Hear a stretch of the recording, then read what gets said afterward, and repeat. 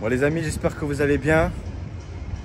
Aujourd'hui, présentation AMG GTS, première vidéo YouTube. Voilà. Pour ceux qui ne me connaissent pas, je fais déjà un peu des vidéos sur Instagram en présentant des Koenigsegg, des Bugatti, je fais un peu de tout, tu vois. Et là, première vidéo YouTube, je me suis dit allez, je vais me lancer sur YouTube et du coup, première voiture. Voilà. Présenter du coup ce qu'on a là aussi. Et aussi, bah, pourquoi tout simplement, qu'est-ce que je vais faire dans ma chaîne YouTube. Du coup, bah, ça va être de la présentation de voitures et aussi un peu pour les propriétaires. En l'occurrence, aujourd'hui, j'ai pas le propriétaire, mais un peu présentation de business, etc. Les montres, les bateaux, les belles maisons. Et du coup, voilà. Donc, AMG GTS 2016, 90 000 km. Voilà, elle est propre. J'ai l'impression que je filme à l'envers, du coup, je vais filmer comme ça. Voilà, au moins, je suis sûr. Donc, bah voilà. Je sais pas trop quoi vous dire, mais 2016, poussin. Moi, j'aime bien la gueule qu'elle a avec le truc. Et je pense que c'est parti. On va directement enchaîner sur la conduite. Voilà. Alors du coup, voilà, Edition One. La clé, on dirait t'as un Classe A 2010. Et donc là, il y a un bruit assez sympa. Mais bon, attendez, hop. Donc, voilà un peu le cockpit qu'on a. Il fait froid, enfin il fait chaud, pardon. Donc là, bam. Bon, c'est parti. On est au volant. Voilà, on est en mode Sport Plus.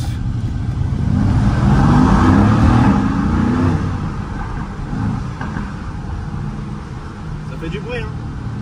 C'est 2016. Après, il n'y avait pas tous les phares, etc. Mais c'est super sympa la sonorité, j'aime bien. Les gens ils nous regardent. J'aime bien, elle est jaune, elle attire l'œil. Ça aurait été une noire, une grise, ça aurait été autre chose. La jaune, c'était vraiment super classe, super classe. Au place du casino, comme vous le voyez. Voilà, le mode confort. Mode confort, c'est sympa, juste. Putain, les freins ils sont bons. C'est vrai que c'est des céramiques du coup. Avec les je voulais dire. Le frein il est un peu. Le volant il est un peu lourd. Faut un peu mettre de la force pour tourner. Mais sinon ça va. Voiture tous les jours utilisable. Ah je sais pas. Je pense pas. Plus une Porsche, mais de temps en temps c'est bien une voiture comme ça. Après c'est jour, hein, c'est comme les 812 super fast, tout ça là, c'est dangereux. Regardez, voilà, la place du Casin les gars. Petit Lamborghini. Qui arrive chez toi.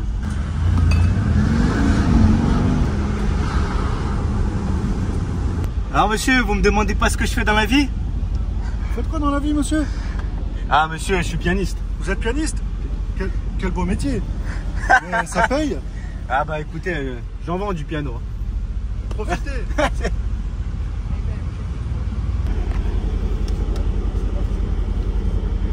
Voilà. Ça va mon lapin? Tu vas bien? Tranquille. Ça va? Ça va. Voilà, c'est parti. Du coup, bah, je vous présente un ami à moi. Donc voilà, bah, présente-toi. Moi c'est Max, enchanté, ancien pilote automobile, moniteur en perfectionnement de pilotage, et puis là je suis en compagnie de Azerix ou Euros comme vous voulez, pour une présentation d'une Mercedes GT AMG GTS, voilà, qu'on a gentiment prêté à Euros pour ce test, et on va vous faire découvrir un petit peu cette auto. Voilà, exactement. Donc là toi tu es là plus pour un peu l'aspect tu vois, professionnel, dans le sens comment moi niveau voiture, niveau dire comment est le comportement, je ne saurais pas dire comment. Je sais pas si tu vois ce que je veux dire, mais ah t'as vu, elle se comporte comme ça, mais toi tu vas avoir plus une autre idée. Non, elle se comporte plutôt comme ça pour cette utilisation, etc. Tu vois. Exactement, moi je vais avoir un côté un petit peu plus technique, Euros va avoir un côté un petit peu plus amateur, et du coup vous allez avoir les deux ressentis de cette auto. Voilà, des fois tu peux filmer la route. De toute façon ici c'est sympa. Voilà, je pensais que c'était nuageux aujourd'hui, mais bon. Voilà. Du coup c'est une voiture qui a malgré tout bien gardé sa cote quand même. Quand elle est sortie c'était 230. Aujourd'hui elle en vaut 190, 180. Ouais, donc ça n'a pas trop perdu, Ah, hein. ouais. C'est plutôt cohérent. Après, pour une auto de 2017, je trouve que c'est une auto qui a gardé un look extraordinaire et qui n'est pas passé de mode, je trouve. Je sais pas ce que t'en penses. Ah ouais, avec la couleur en plus, tout le monde me regarde. Ouais, ça aurait été une grise, une noire, ça aurait été différent, mais celle-là. Ouais, là on a une jolie couleur qui est vraiment sympa. Donc là on est dans Monaco, on va aller vous faire un petit tour du côté de la Turbie en compagnie de notre ami Azerix. Voilà. Tour dans le tunnel pour écouter le bruit.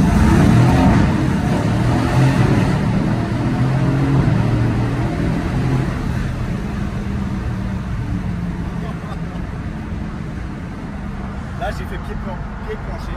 Alors le ressenti là, ça donne quoi? Tu sens que tu contrôles la voiture. Franchement, la voiture elle t'inspire confiance. Tu vois, j'étais en confort. J'ai même D'accord. pas fait exprès là. Et là les sensations d'accélération dans une caisse à 600 chevaux, là t'en penses quoi? Ah voilà, franchement, moi j'aime bien. Franchement j'aime bien. V8, c'est le 4 litres. Franchement j'aime bien le bruit qui est pas trop fort non plus, mais qui se ressent quand même. T'entends un truc qui bombarde. Ouais, c'est clair, on entend un bon ronronnement du truc. Là c'est en sport plus là. Ouais, ça pousse, hein, on voit hein, ton mouvement qui est un peu plaqué contre le dossier du siège, donc ouais, ça tu dois bien kiffer. Et sinon, pas d'a priori à avoir une accélération ou à la conduire, parce que c'est une des rares fois où tu conduis une caisse de 600 chevaux, t'es jeune, t'as pas l'habitude. T'en penses quoi, la difficulté, facile à conduire, à mettre un peu en toutes les mains ou un peu spécifique? Pas toutes les mains, franchement, pas toutes les mains. Pour moi les caisses dangereuses, c'est les caisses comme ça, moteur à l'avant, propulsion. C'est le truc où tu peux faire une connerie où il faut vraiment être fort, je pense, pour attraper. Voilà. Après, t'es quand même plutôt. Enfin, t'es jeune permis, t'as pas l'habitude de rouler dans une caisse de 600 chevaux et t'as l'air d'être plutôt à l'aise assez rapidement. Enfin, je sais pas ce que t'as fait avec l'auto, si tu t'es entraîné avant, mais t'as l'air d'être à l'aise, quoi. Moi, je suis à l'aise sur Monaco. J'ai conduit presque toutes les voitures, je suis à l'aise seulement sur Monaco. Parce que sur Monaco, tu me places une caisse à 1500 chevaux, il faut quand même aller à 50. Voilà. Et tu peux pas faire des accélérations, les virages, tu peux pas. Voilà. Du coup, là, je sors de ma zone de confort. Aller à la Turbie, voir un peu les capacités de la voiture. Voilà. Là, tu vois, pour faire de la route, là, ce que tu entends un truc là. Ouais, c'est confort. Enfin, d'après ce que je vois, ça a l'air quand même d'être assez facile à conduire si tu conduis normalement, quoi. Bon ressenti au niveau du volant. Tu me disais que c'était une direction qui était plutôt un peu lourde, mais où tu avais tout de suite été à l'aise avec l'auto quand tu avais commencé à la conduire, si je ne me trompe pas. Voilà, exactement. Exactement. C'est sûr qu'avec ce genre de voiture, tu penses pas à la consommation. Et d'ailleurs, ça, je ne savais pas. Cette voiture-là, elle a gagné. Le propriétaire le fait gagner. Donc j'espérais plus en bref sur Instagram, j'en parle de ça. Mais donc voilà, là on voit la Turbie du coup. Donc là tu es en train de me dire que cette voiture elle a gagné. C'est ça que tu es en train de me dire. Ouais, voilà, et dans quelles conditions, vite fait, il faut aller se renseigner où pour savoir ça et éventuellement participer? Du coup Carchase, c'est un ami à moi, il a ouvert un Instagram, du coup il a fait gagner tout simplement avec un abonnement où tu payes un ticket payant. Et 19,19 €. C'est un bouquin que tu achètes pour apprendre un peu sur le business en ligne, etc. Et tu chopes une participation pour ce genre de voiture. Bon, on vous mettra le lien dans la bio pour que vous puissiez aller trouver le lien.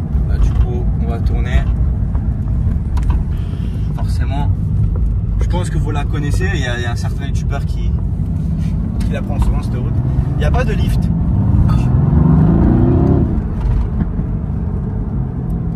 C'est pour ça que là on va passer dedans, mais il n'y a pas de lift en fait. D'accord. Donc c'est vraiment un peu. C'est pour ça que tu le prends légèrement en biais. Bah c'est pour être sûr parce que je sais pas comment.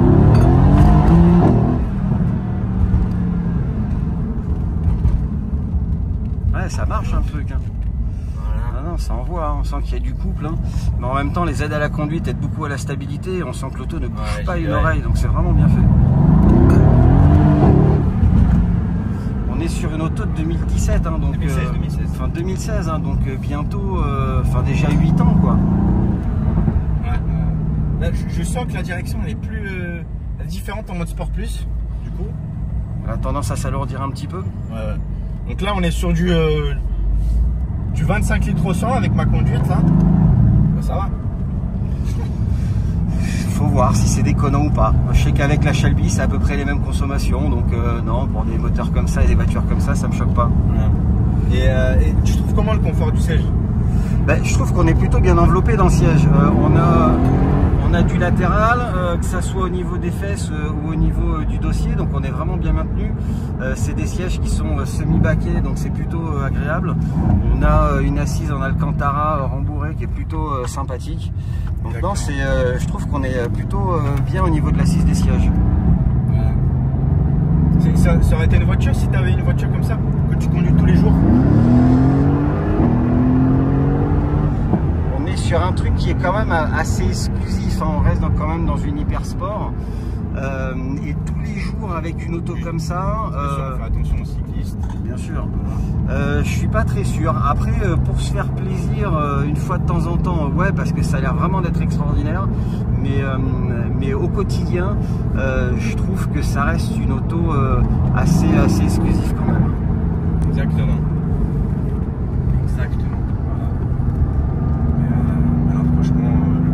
Tu vois vraiment un peu le bout du nez, tu vois tout le capot, tu vois que la voiture, tu vois, il y a de la largeur devant, c'est grand, tu vois, c'est pas un petit capot, je sais pas si tu vois ce que je veux dire. Ouais, empattement relativement long. Tu vois, pour tourner, par contre, c'est super. Putain, il y a de la marche pour tourner. Ouais, il y a un bon angle de braquage. On est un peu patché là. Donc là, on a effectivement senti un petit peu de patinage sur le train arrière, donc une tolérance des aides à la conduite en fonction des réglages. Très léger. Très léger. Donc voilà. Moi si j'avais un budget de 200 000 €, honnêtement, je sais pas si j'achèterais ça. Même si c'est bien dans le coin, voilà, ça attire l'œil, tout ça. Mais bon, 200 000 €, tu prends quoi pour 200 000 €? Ah, ça dépasse, c'est pas évident. Après, généralement, tu achètes une voiture en fonction de ce dont tu en as besoin. Donc, si tu veux aller partir en vacances avec la famille, je suis pas sûr qu'une Ferrari soit l'idéal. Maintenant, si tu veux aller faire du circuit, je suis pas très sûr qu'un Urus soit l'idéal. Donc après, ton budget, tu le fais plus par rapport à l'utilisation de la voiture. Exactement. Voilà. Donc voilà. Mais pas très utile au quotidien. Ouais. Il y a du coffre quand même, je te montrerai après, il y a quand même du coffre. Ouais. Après, je te dirais bien, on peut y mettre une poussette, mais même si on met la poussette, on peut pas mettre le bébé dans la voiture. Voilà. Comme ça, c'est réglé. Il y a des relances, des fois, elles sont pas mal. Hein. Mais tu vois, je trouve qu'elle vraiment elle tient la route, tu vois.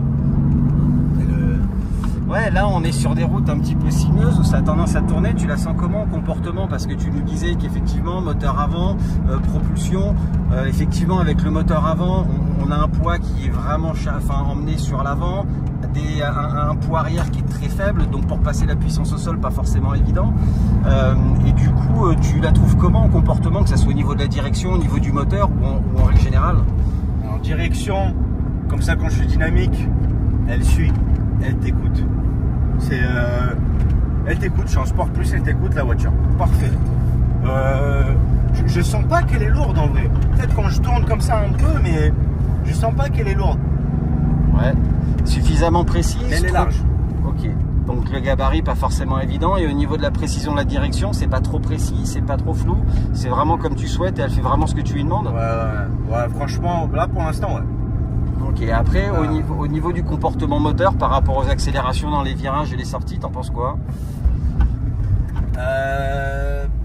Bah écoute, j'ai pas encore testé encore à fond. Oh, bah là on a quand même pu exploiter, on a pu tester un petit peu l'auto vite fait. Déjà c'est une voiture très joueuse. Si tu veux jouer avec, elle jouera avec toi. T'as juste à mettre le mode race. Et là toutes les assistants sont off. On n'utilisera pas ça aujourd'hui. Mais du coup, ouais, tu t'es pas senti apeuré par la voiture sur l'accélération, la pédale est relativement souple, tu arrives à gérer ta puissance en sortie de virage sans trop de problème, pas piégeuse. Exactement. Tu as vu un petit peu pour 2016, je sais pas ce que tu penses un peu de l'intérieur, la modernité.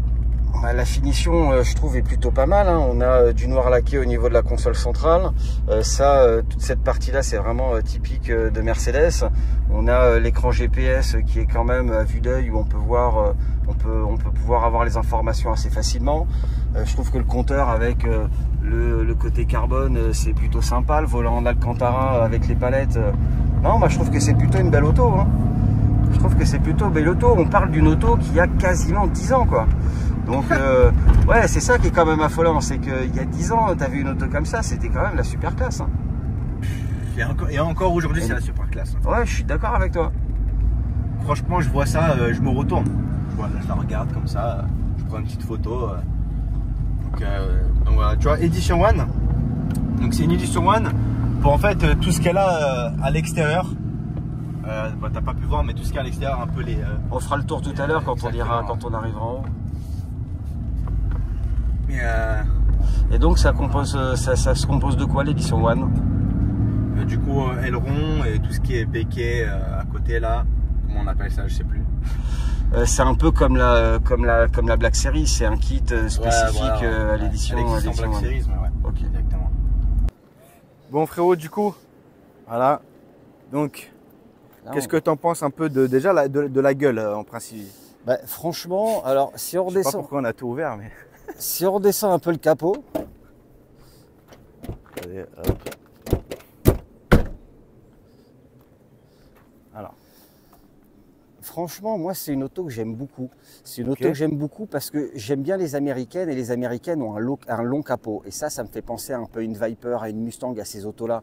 Et j'adore ces autos avec ce long capot. Après, moi, j'aime bien glisser avec les voitures. Et avoir un moteur à l'avant, moi, ça me plaît parce que ça décharge l'arrière et du coup, on peut emmener de la glisse. Donc ça, je trouve ça cool. Après, elle a un empattement plutôt long. Donc, je pense que ça doit donner de la stabilité dans la conduite et notamment dans les virages rapides. On doit perdre un peu de maniabilité dans le sinueux, mais par contre, ça doit être une auto très sympa à rouler au quotidien. Après, je trouve qu'elle a une face avant qui est quand même super sympa. On est quand même sur une auto qui a 8 ans, quoi. Enfin, moi, ça me fait un peu halluciner. Dis-moi ce que t'en penses, AZ. Juste, le truc vraiment qui est vieux, c'est la clé. Ouais, on ira faire un petit tour après avec, il n'y a pas de problème. Mais après, voilà, pour revenir un petit peu sur l'auto, je trouve que c'est sympa. Cette lame avant, je trouve en noir comme ça, Matt lui donne pas mal de gueule. Ce jaune moutarde, je trouve que ça va bien à l'auto. Franchement, je trouve que ça va bien à l'auto. Les phares, on a l'impression que c'est des petits yeux bridés assez agressifs en mode combattante. Donc ça, je trouve ça plutôt cool. On a les deux prises d'air qui se trouvent juste ici pour les radiateurs. Donc ça, pareil, je trouve que c'est sympa. Les jantes, je trouve qu'elles vont parfaitement avec la voiture. Frein en carbone céramique, étrier 6 pistons. Non, je trouve qu'on est sur une belle auto. Le toit comme ça, en noir carbone. Ouais, je trouve ça top. Et je trouve vraiment qu'elle a une gueule d'enfer. Et si on passe derrière, on a ce petit béquet derrière. Alors tu me disais que ça c'était pour l'édition One, c'est ça? Ouais, exactement. Ouais, c'est bien ça. Hein. L'édition One, c'est tout ce qui est en noir en fait, entre guillemets. D'accord. Voilà. Et du coup, ouais, on a ces deux sorties d'échappement qui sont vraiment mis sur l'arrière du pare-choc, entouré de noir mat comme ça. Je trouve que ça lui donne vraiment une gueule super sympa. C'est ouais, une belle auto, vraiment une belle auto. Exactement. Après, tu me parlais du coffre tout à l'heure, alors on va l'ouvrir. Hein. Merci la clé. Il faut que tu le dévoiles. Ah ouais, voilà, c'est bon. Donc tu me parlais du coffre, alors on disait qu'il y avait du rangement. Non, je pense que c'est bien pour ranger les courses. On va se mentir. Le petit problème, c'est qu'en fait le coffre vient à cet endroit-là. Donc le volume, il s'arrête ici. Donc pour mettre des choses ici, tu peux pas mettre des choses hautes, tu peux mettre que des choses basses. Donc oui, il y a de la largeur, mais je trouve qu'il n'y a pas énormément de volume. Comme on disait tout à l'heure, c'est plus une auto pour aller se faire plaisir avec sa compagne le week-end ou en voiture spare. Exactement. La petite barre anti-rapprochement en carbone, très sympa. Ah, ça c'est sympa ça. Le petit détail qui est sympa. Le petit détail qui est vraiment sympa. Et non, et franchement, dis-moi ce que t'en penses, Euros. C'est une voiture top. C'est nickel. Bon, 2016, c'est l'une des AMG GT qui sont le moins fapé. Donc, je vais faire un peu écouter le bruit du coup d'un V8 4 litres.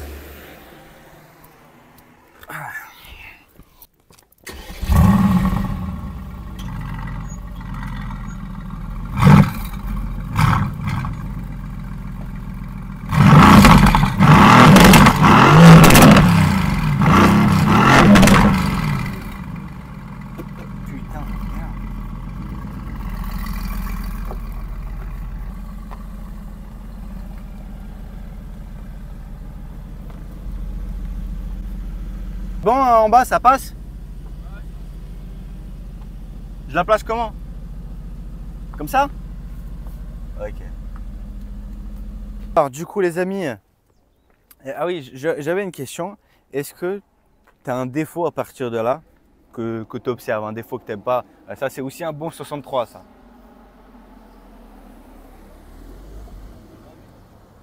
Ça c'est dur. Du coup, est-ce que tu as un défaut à noter un petit peu là, je sais pas, à vue d'œil, un truc que tu n'aimes pas?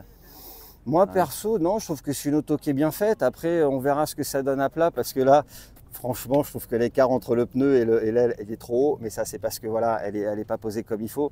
Mais sinon, non, moi, c'est une auto qui me plaît beaucoup. Ouais. Regarde, moi, un seul défaut, j'aime pas trop, c'est le volant, il fait un peu plus vieux du coup. Il a un peu vieilli quand même. Les aigus, ça me dérange pas. Le centre, ça me dérange pas. C'est un peu le volant. Mais sinon. Donc là, c'est Max qui conduit. Donc, alors pourquoi je te laisse conduire? Mode drive, hein, c'est ça. Ouais. Alors pourquoi je te laisse conduire? Parce que du coup, tu es un pilote pro. Ouais, du coup, c'est cool d'avoir un peu un priori. Bien sûr, en respectant les limitations de vitesse. Là, les premiers ressentis, c'est qu'on a un toucher de pédale qui est quand même assez précis. Que, là, on est en sport plus. La voiture est quand même, alors si on est en sport plus, c'est compréhensif, mais dès qu'on touche la pédale, tout de suite on a du répondant, on a une pédale qui est très très précise. Donc sur une conduite quotidienne, attention sur cette pédale d'accélérateur. Bon, moi avec les voitures comme ça, j'ai l'habitude de conduire avec le pied gauche. Donc pareil, on a une pédale de frein qui est vraiment précise, qui est opérationnelle, c'est plutôt agréable. Je trouve que la direction est assez souple. Elle n'est pas trop légère, mais suffisamment pour pouvoir la conduire juste avec 2 doigts. Il n'y a vraiment aucun problème. Là-dessus, il n'y a aucun souci. Et si on passe une accélération, ouais, c'est la boîte qui vient régir. On pourrait regarder le rapport vu que je lui demande une accélération franche. Non, c'est plutôt pas mal. On va passer en manuel. Ouais, sur l'accélération, c'est un truc qui est présent. Alors on fait plancher, il n'y a aucun problème. L'adhérence passe au sol. C'est vraiment sympa.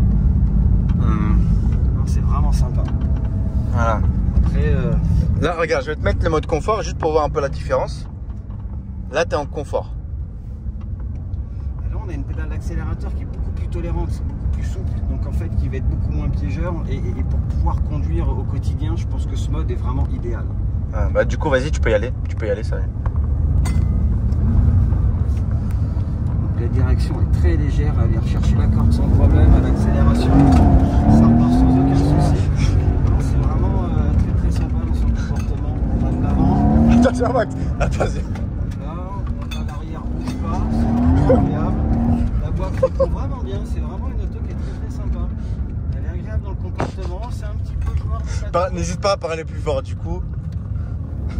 Ouais, les aides à la conduite sont présentes, hein, parce que là j'ai accéléré les roues braquées sans aucun problème. Il y a l'anti-patinage qui s'est mis en action. Là je suis braqué, si j'accélère. Là c'est très précis sur le frein avant. Doucement s'il te plaît. Non, c'est vraiment sympa comme auto. C'est pas piégeur en fait, on a cette stabilité grâce à l'empattement. On a un empattement qui est très long.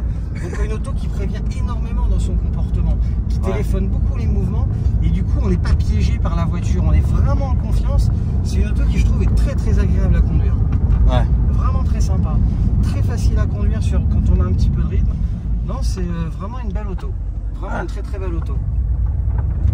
Et puis si tout de suite on se met en mode tranquille, ça revient changer les rapports à 2000 tours minute pour diminuer un maximum la consommation. Tout de suite ça vient mettre le régime le plus bas, donc la vitesse la plus haute. Là on est à 50 km/h sur une consommation instantanée, ça doit être très très raisonnable. Non, vraiment agréable. La prise en main du volant est très bien parce qu'il est quand même relativement gros, donc on a vraiment un ressenti au niveau du volant.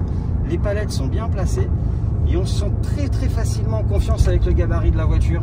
Donc on peut très facilement la positionner sur la route sans trop de surprise. Donc c'est agréablement surpris de la voiture. Exactement. Et ça fait combien de temps que tu fais ça du coup? Moi j'ai toujours été dans le milieu de l'automobile. Mon père avait une école de pilotage quand j'étais gamin. Je me suis très rapidement occupé de son activité karting. J'ai bossé pour le centre du Quattro. J'ai eu 7 ans de course automobile. Tout. J'ai eu 7 ans de course automobile où j'ai gagné 2 championnats de France. J'ai été pilote officiel et ainsi de suite. Ensuite j'ai monté mon école de pilotage de drift. Je fais des coachings pour des pilotes et pour des particuliers. Donc c'est vraiment mon métier. On a fait des présentations presse, des présentations constructeurs. Donc voilà, ça c'est vraiment mon métier d'analyser les voitures et de donner le ressenti sur le comportement du véhicule. Ouais, là à gauche encore. Donc là on peut voir, hein, ça se tourne très facilement le volant. Regardez, je le fais à une main, il n'y a vraiment aucun problème. L'autre main glisse, c'est vraiment 2 doigts qui servent du volant. Regardez, ça tourne sans aucun problème. Donc, et là il faut que tu fasses en biais, tu sais, du coup, avec les deux dames. On va attendre que le feu passe au rouge, enfin au vert, parce que si on passe au rouge, ça va être compliqué. Et sinon, t'aimes bien comment... Franchement, j'adore cette auto, j'adore le comportement, le stop and start, c'est génial, on se retrouve dans du silence complet quand on déplace pas le véhicule. Moi, ça c'est une technologie que j'aime beaucoup. L'ergonomie dans la voiture est très agréable, on a tout à portée de main, que ce soit les commodos, les palettes ou les boutons sur le volant. Le GPS est facilement accessible, enfin l'écran GPS est facilement accessible. Non, je suis agréablement surpris de cette voiture et vraiment merci de m'avoir donné l'opportunité de l'essayer parce que c'est vraiment une très belle découverte.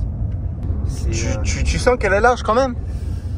Oui, on sent qu'elle est large, mais en fait, on ne le ressent pas dans le gabarit parce que c'est une voiture où on a une bonne position de conduite, on a des montants de pare-brise qui sont bien placés, du coup, ça n'obstrue pas la vue et la visibilité. Voilà, et du coup, on n'a pas cette sensation d'une voiture imposante, difficile à déplacer sur la route.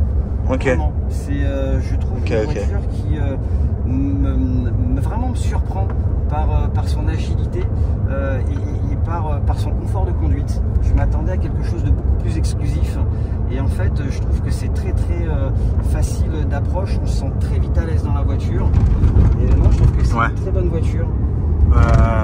Il n'y a pas de bruit parasite extérieur. Les seules choses qu'on entend c'est le moteur quand on a besoin. Regardez si on fait une petite accélération.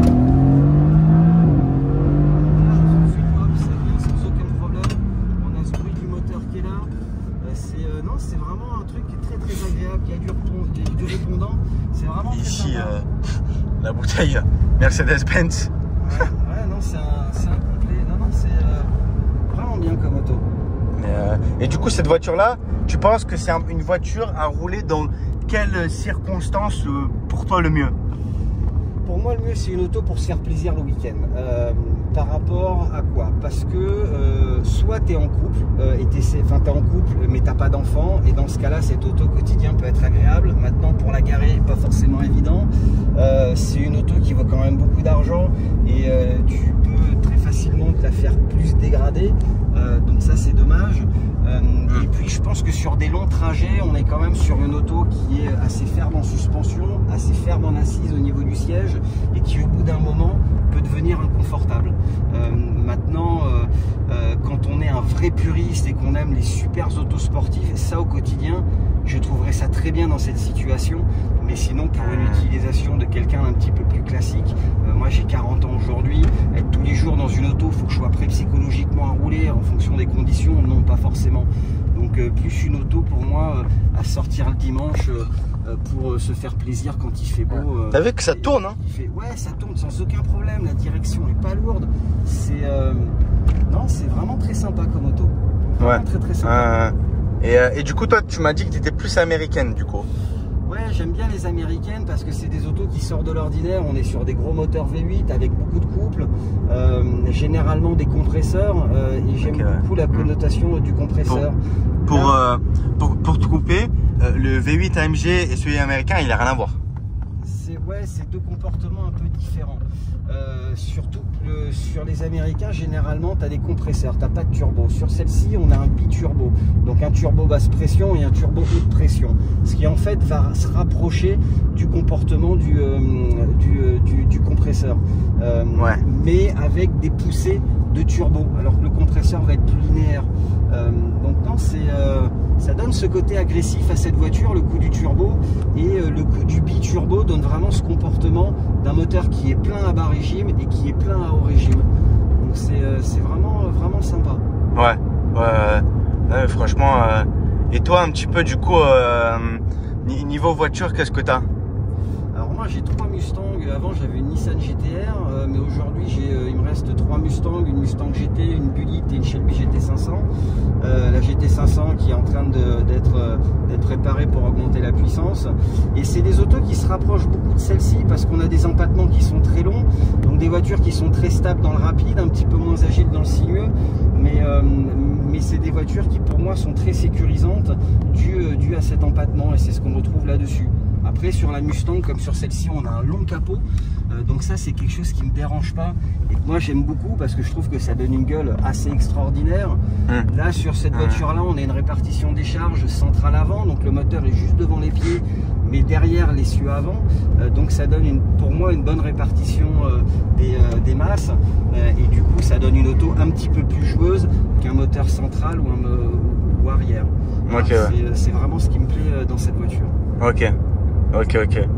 Mais du coup c'est une fin de vidéo, voilà, première vidéo avec ça, donc bien sûr j'essaierai d'en faire le plus possible avec d'autres voitures, d'autres invités, des fois tout seul, des fois avec des gens, voilà, en l'occurrence on n'est pas le propriétaire, mais des fois j'aimerais bien parler aussi de business, des fois avec le propriétaire, etc. Donc voilà, n'hésitez pas à mettre un pouce bleu et à vous abonner. Première vidéo, voilà, on verra ce que ça donne au futur. Et voilà les gars, merci, ciao.